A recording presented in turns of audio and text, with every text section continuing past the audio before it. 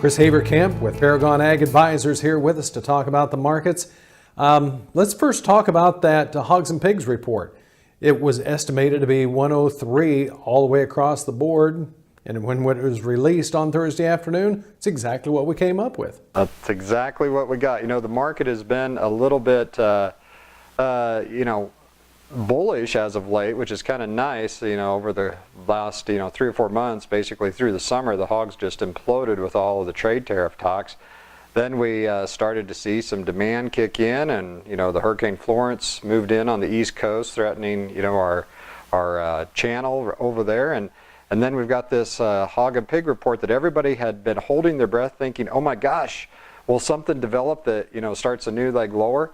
And by and large, the numbers were right in line with trade estimates. So I don't really think there's anything to take away from the quarterly hog and pig report, except the fact that the depressed prices this summer didn't do a lot to change the overall expansion. 103%, again in line with what the trade had anticipated, but again that's 3% more than a year ago, so we are still seeing plenty of pork supplies around here. So by and large, I think we'll stay in check in the same trading range we've been over the course of the last 3 or 4 weeks or so.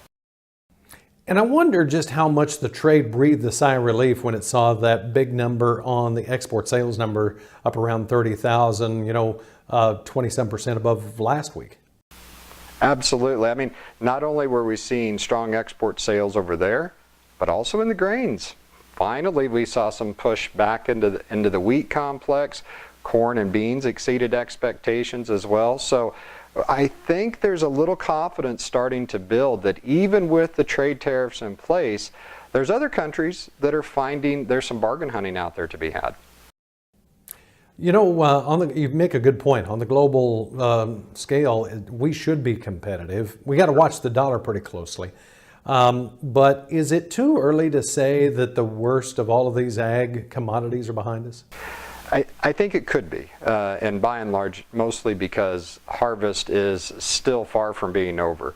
The central Illinois into Indiana, Ohio had a lot of moisture about a week, 10 days ago. They're still drying out, so harvest still has plenty of in front of it for those regions.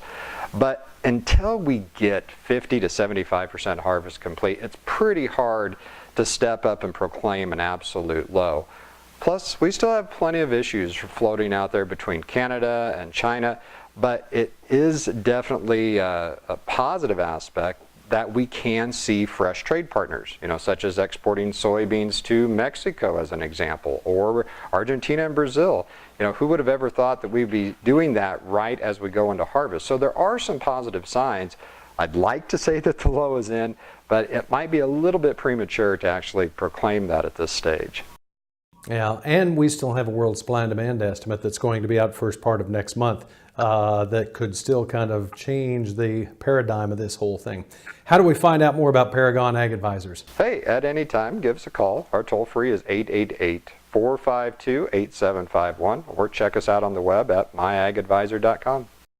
All right, Chris, thanks a lot. Chris Haverkamp, Paragon Ag Advisors, Silver Lake, Kansas here, as they are each and every week to bring us up to date on the markets. Don't go anywhere. Weather forecast and a whole lot more still yet to come. We'll be right back.